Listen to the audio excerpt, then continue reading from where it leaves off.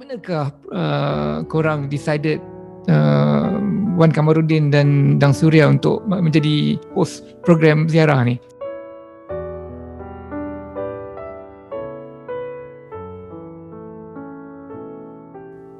Saya pilih pada waktu tu senang kerana letakkan wanita cantik di scene yang kotor akan menarik. Sebab pegang, kemusnah, letak je wanita yang cantik. Kerana orang selalu melihat wanita cantik dalam drama-drama TV Melayu adalah di tempat-tempat yang common, wanita cantik di tempat mewah. Saya tahu, kata saya letak Dang dekat situ dengan latar perang, bom apa semua, dia akan memberi kontras. Di mana dia sentuh bahagian soul orang nak lihat the beautiful, dan kemudian dia sentuh bahagian yang soul orang nak lihat the painful. Itu saja waktu saya jadi producer. Wan Kamarudin, budak skema yang dalam hidup dia tak tahu apa itu benda tentang keganasan dan kejahatan.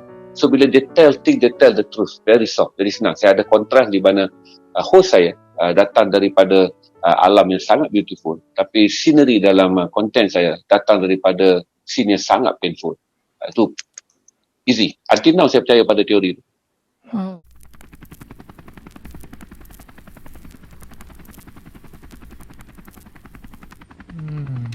Sharekan sikit Wan Din tentang kita punya experience dekat ziarah. It was fun or was it traumatizing ke? Combination of all. Traumatizing and also fun. Pasal satu kerja dengan Zainal, you cannot main-main sangat kan. Zainal, tapi Dang pandai ambil hati Zainal untuk dia distresskan Zainal. Tapi apa pun bekerjasama dengan Zainal banyak saya belajar lah. Macam mana kita kena bersedia setiap masa, pasal dia akan kata, okay, Pak, kau pergi sana buat stand up kan? Apa nak cakap, kita akan dapat sikit sebanyak info daripada dia dan kita kena pandai-pandai construct sendiri apa yang dah diceritakan oleh Zainal lah. So bukan ada skrip bertulis ke? Tak ada. Kita tak ada. Dia bagi tahu pointers, lepas tu korang buat stand up. Pandai-pandai lah sendiri. Ya. Kewartawanan bukanlah perancangan korporat. Kita nak atur untung dan rugi, kita buat perbincangan. Sebab macam ni yang saya fikir, katalah Christian Amanpour berfikir semuanya perlu dirancang. Saya ingat sampai hari ni orang Islam disembelih di Bosnia. Kalaulah waktu tu Anderson Cooper tak membuat keputusan untuk pergi saja ke Haiti dan buat saja live di depan shopping center tu, ketika dia pun tak tahu apa berlaku selepas gempa Haiti. Dia pergi dan live, satu dunia berubah tu. Kerana live tu kebetulan ada budak kena pukul dan dia berlari dan meleraikan budak tengah dia live, dia send out dekat Haiti. Berlaku orang ceroboh masuk ke pasar raya sebab lapar. Kemudian datang sepasukan polis pukul orang dan dia lari, sambil dia lerai dia send out, sambil dia lerai dia send out. Berarti banyak benda dalam dunia kewartawanan yang anda perlu percaya. Dia bukanlah pekerjaan tentang apa yang anda rancang, tapi apa yang anda ingin capai. So pasal Zainal ni macam library bergerak kan, so dia akan tahu sejarahnya. So dia pergi, kalau dia dah nampak kita kena buat stand up dia tunjuk je, okay, ni kat sini ni apa dia, kau pergi. Imagine tak ada skrip, jadi dia semuanya daripada kepala dia kan. So kita cuma nak kena macam standby, tiba-tiba kereta stop, dia kata okay kau buat ni. Keluar, dia tengok ada budak-budak something like university students, okay turun pergi buat stand up dekat situ. So dia macam tu je Wan Din. Dia semua daripada kepala Zainal Rashid Ahmad lah. Ziarah tu. Saya bila bekerja pula ada sikit masalah lah. Saya punya perkataan adalah arahan. Jadi saya kena pilih orang yang faham bahawa perkataan dia adalah arahan. Jadi saya tak ada bergaduh di lokasi. Sebab saya tak suka bermesyuarat dan saya tak suka pergi tarik tepi dan sembang menyelesaikan masalah. Buang masa. Kerana saya kenal dengan Dang daripada tangga NTV7 tu. Saya sembang waktu dia datang melapor. Dan saya kenal Wan Din lewat sikit, saya marah pun dia tak pernah melawan. Dan saya kata okay, ni boleh bawa pergi di tempat-tempat yang ada pressure, tapi saya tak dapat pressure tambahan daripada kru dan tim saya sendiri. Ada pasal Zainal ni, dia punya expectation Zainal tinggi. Jadi kalau kita tak bahas per his expectation, dia akan mula adalah mood dia. So kita tak best. Kita nak pasal kita di kawasan perang, garisan krisis. Jadi kita nak benda tu macam kalau boleh perfect all the time supaya lancar. Once mood dia terganggu, jadi susah. Yang saya ingat masa yang dekat Kabul, yang masa kita kena buat stand up, sekali ada mamat tu main seruling lagu Sudirman ke apa? Macam Ingat tak? ingat lah. Yang kita nak tergelak tapi Zainal ada. Tak. So kita tahan gelak jadi macam Sudirman tak I sebut Zainal dalam dah nak marah masa tu kan. Orang ni apa hal? Sudirman Haji You Asad. cakap apa? Sudirman Haji Asad. Sudirman Haji Aisyad sebut Sudirman Haji Asad. Tak, sebenarnya kita asyik nak ketawa sebab kita ada banyak joke. So, kita suka dah tergelak-gelak. Zainal dah macam Dia stres. dia stress. yelah kawasan yang kita pergi kawasan perang kan. Lepas saja saya balik, saya pun kena terpaksa mengambil rawatan psikoterapi. Bila saya sedar saya pergi ke rawatan doktor pada tahun 2012, doktor sahkan bahawa terlalu banyak melihat kematian dan terlalu banyak melihat kepapaan dan juga kematian adalah punca saya mengalami depression. Saya tak ada masalah lain. Depression saya adalah kerana saya depressed dengan melihat kualiti hidup manusia yang sangat teruk. Itu kesan saya berjalan. Tapi dia tak melemahkan saya. Bagusnya depressed tu saya lawan dengan setiap tahun saya want to do more and more and more and more. Bila ada je isu saya menulis di paper, ada orang panggil buat lirik, saya buat lirik sikit sama malam Rohingya. Dan kalau saya buat di Facebook Live sekarang pun tak ada hari yang saya tak akan bercakap tentang kenapa kita kena jadi manusia yang baik. Menjadi wartawan dia ada dua. Kalau dia nak menjadikan kerjaya, anda akan hidup seperti accountant dan akan hidup seperti engineer. Tapi kalau anda hidup dengan keinginan untuk mengubah manusia, anda percaya bahawa dengan satu laporan berita, besok manusia boleh berubah. Paling tidak minda ni.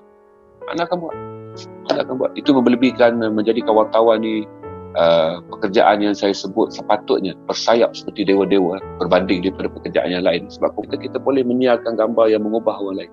Macam sekarang kita buat sesi ni, besok you load di YouTube, orang tonton. Pertama yang kita nak adalah orang berubah bila mereka mendengar tentang kebenaran. Lepas tu macam mana mereka melaksanakan, itu dah tanggungjawab. Tapi untuk membuatkan orang berubah, wartawan mestilah melakukan sesuatu yang berupaya untuk orang lihat dan berubah. Macam sekarang walaupun sesi ni podcast je, kita bercakap. Tapi bila kita kongsi, orang dengar dan dia berubah. Sama ada besok, apabila dia kata ada derma di Afghanistan, dia nak masukkan RM1, ataupun dia seorang yang kaya, dia nak masuk RM1,000, itu kemudian. Tapi wartawan dengan mengatakan kami melakukan sesuatu supaya manusia melihat hari esok dengan lebih baik. Yang jurang yang dalam tu semua tu, yang kita lalu Gunung Ganang semua tu, Banjaran semua tu, tak suspend, dia bawa laju kan, yang van tu bawa laju. Kalau terbabas dia memang hancur lah. Tapi Zainal takut yang you yang layan dia kan, nyanyi lagu Hil Amir, Uji Rashid dah, dia suka. Dia tak kasi tidur kan. Dia takut 14 hours tu because jalan tu sempit. Dia ravine dekat situ. It's just like macam memang dekat tepi ravine kan, dalam. Itu memang Banjaran betul. Dan di laluan kereta kebal yang dijadikan laluan, pasal tu je ada jalan untuk orang elakkan daripada Al-Qaeda masa tu ya. Taliban. Al-Qaeda saya rasa. Ada Saki-Baki Taliban. So laluan tu yang paling Taliban masa tu. So laluan tu yang paling selamat, so kita terpaksa gunakan laluan tu lah. Tapi memang scary lah, tapi dibawa laju gila. Tapi yang melayan tu edang lah. Ya. Daripada situ dah start PR. Tapi ziarah kan? memang best lah. Sampai sekarang pun masih lagi orang tanya. Penonton ingat sampai sekarang ziarah. Kerana emotionnya bukanlah berita yang mereka baca, tetapi perkongsian kemanusiaan daripada dua host yang berceritakan pengalaman mereka dekat berjuta-juta. Yang pada you sendiri, pengalaman di negeri mana yang paling menarik? I think Afghanistan was good. Kan? Afghanistan because dia buat kita rasa betul-betul kesusahan tu, and the adventure dia tu ekstrim sebab satu dia tak ada plan. Sebenarnya kita dalam bahaya sebenarnya ketika itu. Remember masa kita pergi dekat Jalalabad tu, kita nak keluar balik ke Peshawar untuk masuk ke Pakistan, kita tak boleh nak masuk sebab pintu masuk dia dah tutup kan, dan kita terpaksa pergi tidur dekat camp US Army. So kita macam dengan gosok gigi apa, anytime tiba-tiba kalau kena serang ke, so that is actually dangerous sebenarnya kan. That is dangerous. And then even masa kita dekat Peshawar tu, terpaksa nak cakap Malaysia, Mahathir kan, Malaysia, Musalman. Oh Malaysia, Mahathir. Lepas tu dia lepaskan kita. Sebenarnya kalau dia tiba-tiba kalau dia nak kidnap kita kan, because they thought we are Dia bawa American. pedang samurai tau masa tu berkilat. Siapa bawa? Orang Afghanistan. Orang Afghanistan bawa. Orang-orang kampung situ. Pasal dia orang buat sekatan jalan. Pasal situ no man's land. Dia orang boleh bunuh orang je situ. Tak ada hal. Korang tak declare diri korang sebagai wartawan sebagai dari TV station ke apa tak Korang sebagai turis? Tak. Wow. Turis. Jadi bila Kalau masuk kita ke negara-negara declare diorang tu wartawan diorang memang tak lepas. tak lepas Pernah kena tangkap di Jordan kan? Yeah. Yang Jordan tu pasal kita lalu depan kedutaan Israel kot. Di Jordan punya capital city apa nama? Amman. So bila Dekat highway. dekat highway, even cameraman just nak ambil shot sikit je. Aeroplane. Tapi benda tu dia orang nampak pasal depan embassy Israel lah ingat. So dia orang nampak yang macam kita nak lepas satu motor ke apa kot. Pelajar. So dia macam dalam siri-siri apa CSI kan. Kita kena ambush kan. Kereta. Intercept lah. Terus Polis Jordan Yeah. So kita kena bawa ke balai polis dan kena tahan dalam about 5 hours one day ya. 5 to 6 hours lah. 5 to 6 hours. Lepas tu masa tu kita konon-konon declare I jadi konon-konon kindergarten teacher. We are a bunch of friends yang there untuk untuk tour datang visit as a tourist. So kita cakap I nak jadi kindergarten teacher. I don't care wanna be declare. So one of kita punya friends boleh cakap dalam bahasa Arab. Betul? Kan? Mohaimin. But kita pretended none of us yang could speak any dalam bahasa Arab kan. So dia orang pun but they were taklah, it was a very interesting punya experience juga kat situ. Bukanlah dia orang harsh ke apa ke, but they just like proses nak buat report dan tu took quite a long time lah kan. Dia orang very civil lah. Dia tidak berkasar atau tak ada. Pasal kita tak declare kita wartawan pun. Kalau declare wartawan mungkin panjang lain ceritanya. tak takut masa tu? Masa kena tangkap tu? I actually bukan rasa takut, the feeling of sebelum pergi takut, masa dah pergi you macam like okay, sera whatever will be. So you just have to you kena just brave through je kan. Yang masa kat Jordan kena tangkap dengan polis Jordan? Tak rasa takut. No. Tak ada apa pun. No, tak ada apa-apa kan. Polis dia handsome tak? Buruk. Boleh lah, macam boleh handsome lah kan Wanin kan. Dia quite good looking kan, yang Arah-arah tu kan. Kan yang yang inspector tu quite macam cerita Hindustannya. Kita Hindustan. You must be from Russian, Yeah, right. So it was an interesting. Lepas tu dia siap masa tu I pakai apa tu yang boleh buka, ada kamera kan? Communicator. So kita ambil kita punya kamera and kita manage to selamatkan kita punya tapes kan. Semua tapes masa tu sembunyikan. So dengan communicator Nokia tu kita record. Dia tak tahu benda tu. Masa tu belum canggih lagi tentang smartphone. You record Tak ada. Record of what goes on dekat dalam masa kita dekat Jordan tu kan. So footage tu kita dapat gunakan salvage untuk kita punya ziarah punya program lah. From the Nokia. Tapi nasib baik pun kita macam cameraman sempat keluarkan dulu tip-tip yang dah record. So sempat letak tip yang kosong. Jadi dia review semua kan tip-tip tu apa yang korang ambil Yep. So okay lah. Yeah. Of all the countries yang mana yang paling you rasa paling best sekali? Kalau nak tengok dari sudut cabaran dia, saya rasa Afghanistan. Pasal actually kita wartawan yang pertama masuk ke Afghanistan setelah dijajah Amerika tau. Tak ada wartawan Malaysia lain yang masuk. Tapi cumanya kita tak declarekan kita wartawan kan. So Other than that, yang cabaran juga Syria yang masa kita pergi masa kan tu dia perang kan. Bukan Syria, Lebanon masa tu. Lebanon tengah perang dengan Israel. Ya. Yang masa kita masuk tu, rakyat Lebanon semua keluar, kita je yang masuk kat dalam tu. Kelakar tu lah. Ikut Homs kan.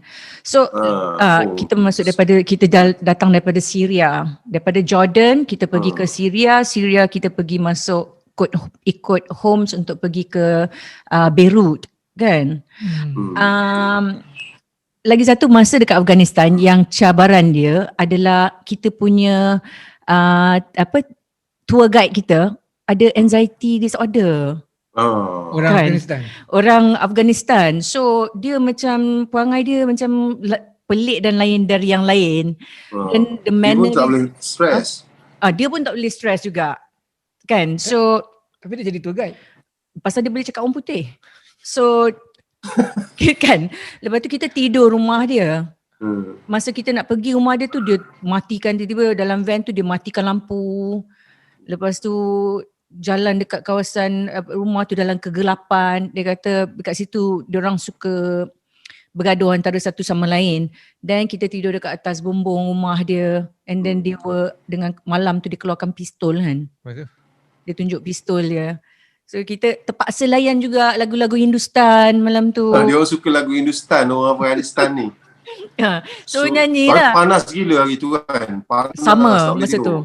Sama kan. So tidur dekat atas bumbung. Sudut luar, tak ada angin.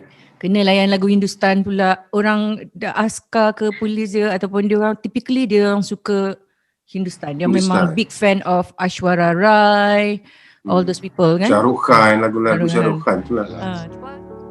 Bagaimana satu bangsa yang hidup selama 30 tahun di dalam peperangan. Masa kita pergi tu 30 tahun. Dia perang tahun 79 dan kita sampai sana 2006.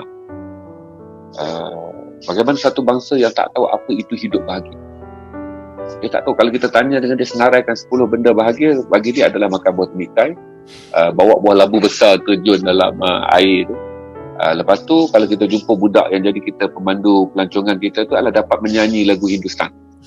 Itu saja dia boleh senarai kebahagiaan. Kita pernah tolak pintu pun dah lihat pasangan yang tak keluar daripada apartmen yang kita sewa sedang bersegama. Itu kita tak tahu apa nak buat. Tolak pintu. Tidak merakam kamera Tak rakam lah. Kita ingat kita dah bayar sewa. Bilik tu kita punya. Kita lupa kata bilik yang tu pula disewa oleh pasangan Russia untuk short game. Masuk selamba keluar semua dah macam panik. Rupanya yang sewakan apartment tu lupa. Dia dah ambil sewa bilik pula untuk orang lain untuk a few hours. So we have a lot of experience. Bukan semua yang serius, yang kelakar. Kalau kita ingat kita akan gelak. Kita ingat sampai keluar mata. Lepas tu kita tak sanggup nak berak atau buang air kat rumah dia. Kenapa? Toilet dia macam toilet 60-an. Toilet apa? Toilet yang tadah tu. Toilet yang tadah tu kan? Not even tadah pun. Dia dah macam lubang and then kat bawah tu lantak kau. Lepas tu masalah kita kalau dulu orang mesti clear kan. Ni jenis yang dia tak clear kan. So, tak boleh langsung. Tak boleh langsung lah. Jadi kita orang pun terpaksa cari jalan. Dia dengan anxiety disorder dia. So kita tengah cari jalan macam mana bila kita nak buang air besar. Kita nak pergi ke tempat lain untuk buang air besar tanpa kecilkan hati dia. So macam delicate kan. And then what happened was masa kita kat Kabul. Kita jumpa macam a small kedai or shopping mall. Untuk buang air, cari idea untuk masuk dan buang air. Masa kita buang air, bila keluar tu dia cakap dengan kita. Something like dia tengok muka and then dia kata, the toilet is better. Macam like, so macam takut je pula bila nak respond because takut macam dia kecil hati ke nanti dia when hysterical ke apa kan. So we pretended that no I didn't macam kata konon-konon tak berak lah, tak buang air. It was just like I would just wash my hands awak berak saya tempat kan. Kita like macam delicate, nak kena jaga hati dia, nak kena. So lepas tu kita ada berak. Awak ada berak. Wandin, lepas tu kita macam ada gaduh juga kan dengan dia orang kan. Ada. Bukanlah gaduh, Dia macam ada feud. No, not kita. Dia macam I think they were asking for more money ke apa kan. From the production. Ada lagu. Dia nak minta duit lebih kan. And then we Costing kita tak tahu. so I think Tapi yang itunya masa the first time kita sampai ke rumah mak dia tu, yang dia hidangkan makanan tu, saya ingat tak, lalat roti atas yang dia tikar kepik tu kan, satu tikar tu lalat. Sedap tak? So macam nak makan pun macam alamak. tapi makan je lah. Roti lalat berserta pita. Roti dia baling itu ya. Campak. Dia baling roti tu. Ingat tak kita jumpa satu keluarga yang bapak dia tak bekerja, isteri dia 3. Jadi kita pemandu pelancong. Mak dia kata bahawa dalam hidup mereka hari-hari makan telur sebab orang Malaysia datang. Seperti kita beli berpapan-papan telur dan kita kata kalau kita tak balik masaklah telur tu. Berarti untuk orang Afgan, makan telur yang kita beli dalam stok yang banyak tu dah adalah sesuatu keajaiban selepas 30 tahun. Dan mereka menerima tamu pula yang kata kalau kami syuting lama, telur yang tinggal jangan tunggu kami balik, makan je nanti tak cukup kami beli lagi. Sayur pun begitu. Berarti sesuatu yang kita jadi kenangan besar untuk kita dah adalah kita belajar derita orang lain untuk tahu bahagia gitu. Maksud sampai sekarang dah, kalau saya beli, saya tak makan telur dah, tapi kalau orang beli mi goreng ada telur atas, saya akan terberhenti lah dalam 30 second sebelum makan. Sebab telur tu akan mengingatkan saya apa nasib keluarga lah. Sebab kita pun tinggal pun dah lama, 14 tahun kita tak jumpa keluarga, apa nasib. Sebab masa kita pergi hari-hari dia boleh makan telur kerana kru ziarah meninggalkan telur berpapan-papan dengan pesan jangan masak. Kita balik ke kita tak balik ke jangan makan. Itu saya anggap satu pendidikan bila orang kata apa, kalau anak saya diberi makan telur ataupun saya makan telur, saya akan menganggap bahawa saya sedang makan satu nikmat yang berjuta-juta orang lain tak dapat makan. Saya tak mau compare dengan Amerika makan hotdog. Saya akan compare dengan 200-300 juta orang yang kita lihat yang telur adalah sesuatu yang sangat besar nikmat. Itu pengajaran lah yang saya rasa kalau kita belajar dan untuk orang macam kita, menambahkan kepandaian tak penting. Kalau menambahkan kekayaan jiwa itu yang penting. Dan perjalanan ziarah tu dia tak tambah apa-apa yang pandai tentang akal kita, tapi dia membuatkan kita ada banyak cara untuk membuat keputusan yang tepat secara hati. Bila kita nak sedekah orang, kalau orang datang minta sedekah, dan fikiran saya tak akan terlintas dia ni miskin atau tidak, dia ni betul-betul jujur atau tidak. Yang datang, saya akan datang kepada saya bahawa sedikit wang saya mungkin akan mengurangkan kelaparan. Lepas tapi yang tu best yang malam yang kita tidur dalam selimut dia tu kan, kat luar masa kita musim sejuk kan. Yang selimut dia terus tidur, sleeping bag dia tu, itu kita punya sleeping terus bag. Terus tidur kat luar tu dengan langit clear. Itu best. Itu best. Dan masa bila tu, dan tiba-tiba Zainal akan buat satu stand up. Kita dah boleh tidur dah masa tu kan. Buat satu stand up sekarang masa tu. So dia macam dia anytime kena bersiap sedia dan apa ni. So Zainal dia anytime. So you have to get ready. Alamak, aku dah nak tidur dah. Mula-mula ingat make up kan dah tak ada, tak sempat nak make up dah. You just as is je kan. Yang rambut you dengan Paulina keras tu kan. Rambut you dengan Paulina dah jadi gini kan. Keras. Yelah, masa tak shampoo, masa kita tak boleh nak mandi. Dan sampai Islamabad baru boleh mandi betul-betul. Oh, hitam dekat situ masa tu kan. Ada yang kena sakit perut. Ingat tak Zul kena sakit perut, diarrhea ke apa. Dah lah tak yang ada. Yang berak kat tepi jalan je kan. Berak tepi jalan, lepas tu berak kat sungai. Kan. Awak berak dekat sungai? Ya, sungai dah tak ada malu dah, tak ada peduli sungai dah. Sungai cantik, air dia bersih. Oh, nice. Masa berkata berak kan, lepas tu bila you punya tu, you macam dia pergi float kan, macam amazed kan. Habis juga dia nak duduk situ ke kat sungai? Yalah, kita jarang buat perkara-perkara macam tu. So bila dia macam wah, dia pergi laju macam ala-ala kapal apa? Kapal paper kan. It's like interesting kan. Kapal kertas Kapal kertas.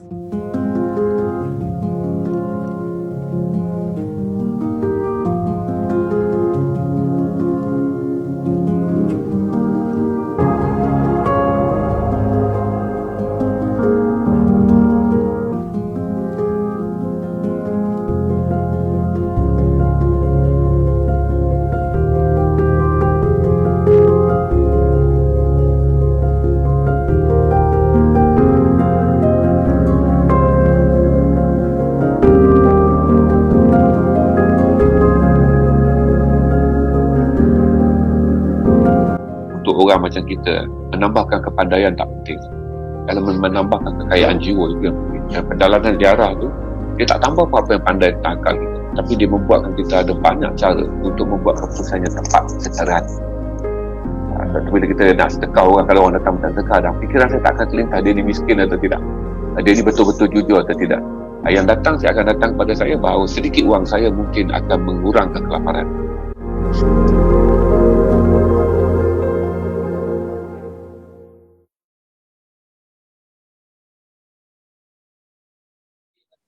Tahun 1996, waktu saya kerja di Astro, pertama kali lah saya tengok CNN.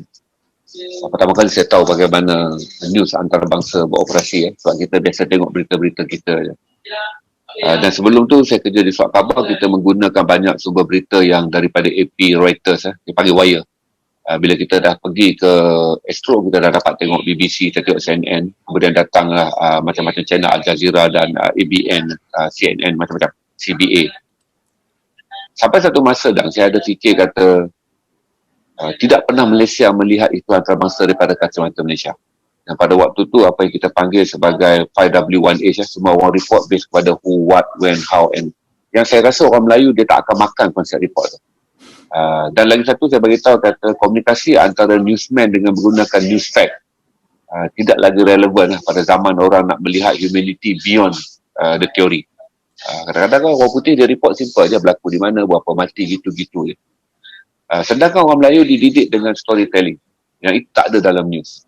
Dan storytelling pula dipecahkan dalam sebagai non-descriptive. Descriptive ni dia panggil benda-benda yang jatuh di bawah pengajian komunikasi. Non-descriptive jatuh di bawah pengajian literature. Sejarah ataupun dipanggil tipa induk atau main setting orang Melayu ni dibentuk oleh buku-buku persejarah hikayat. Kita ni kan bangsa berhikayat. Berarti penceritaan storytelling orang Melayu memerlukan lebih daripada jangkauan 5W1H. Dan apabila kita langgan berita-berita antarabangsa, berita-berita antarabangsa menghantarkan kita fakta yang membuatkan orang Melayu hanya digest on the mindset. Dia ingatlah benda tu. Tetapi untuk ubah orang Melayu, kerana orang Melayu ni datang daripada tradisi bangsa yang berhikayat, dia memerlukan naratif yang berbeza. Jadi saya kata, jomlah kita buat satu story di mana kita pergi ke sana, 5W1H bukan main. Tetapi bagaimana dua presenter, Dang Surya dan Wan Kamarudin, melihat sebagai seorang Melayu Islam ke atas isu-isu yang menyentuh umat Islam. Itu yang menjadikan ziarah tu kita dia pilih perkataan ziarah, melawat, ziarah. Berarti dia bukan factual driven, tetapi dia ada human driven. Itulah idea mula datang kerana saya bersedih dan apabila berlaku kes perang Balkan 1994-1996. Di mana media Islam tak ada waktu tu. Kita terpaksa bergantung hingga kita sedar apabila hampir 400,000 orang Islam dibunuh, barulah seorang wartawan daripada CNN, Christian Amanpour masuk. Dan bila Christian Amanpour mendedahkan penyembelihan ke atas orang Islam adalah perkara yang betul, dan visual tu dipancarkan di seluruh dunia, barulah dunia jadi panik. Berarti barulah NATO, persidangan keselamatan Atlantik Utara, NATO Pakatan Eropah dan juga persidangan Pertubuhan Bangsa Bersatu bersidang dengan mengatakan benda ni adalah betul berlaku. Selepas 2 tahun, 400,000 orang Islam disembelih. Berarti apa yang saya fikir mengatakan bahawa sekiranya seorang wartawan Kristian Iran yang menjadi migrate, yang bermigrasi ke Amerika mempunyai keinginan yang begitu besar untuk menyelamatkan orang Islam yang pernah menjadi jiran bapanya ketika bapaknya tinggal di Iran sebelum berpindah ke Amerika. Dia ada perasaan. Takkanlah kita tak ada. Kita nak dengar selama-lama AP is a French driven, CNN is a American driven, BBC is a British driven. Tak ada satu pun yang dikatakan Malaysian driven for Islamic news. Itu yang datang dengan idea ziarah. Itu yang saya boleh ingat dan saya paling tak boleh lupa adalah kalau kita perjalanan ke Afghanistan, yang tak boleh saya lupa adalah bagaimana satu bangsa yang hidup selama 30 tahun di dalam peperangan. Masa kita pergi tu 30 tahun, dia perang tahun 79 dan kita sampai sana 2006. Bagaimana satu bangsa yang tak tahu apa itu hidup bahagia. Dia tak tahu, kalau kita tanya dengan dia senaraikan 10 benda bahagia, bagi dia adalah makan buah temikai, bawa buah labu besar terjun dalam air tu. Lepas tu kalau kita jumpa budak yang jadi kita pemandu pelancongan kita tu adalah dapat menyanyi lagu Hindustan. Itu saja dia boleh senarai kebahagiaan.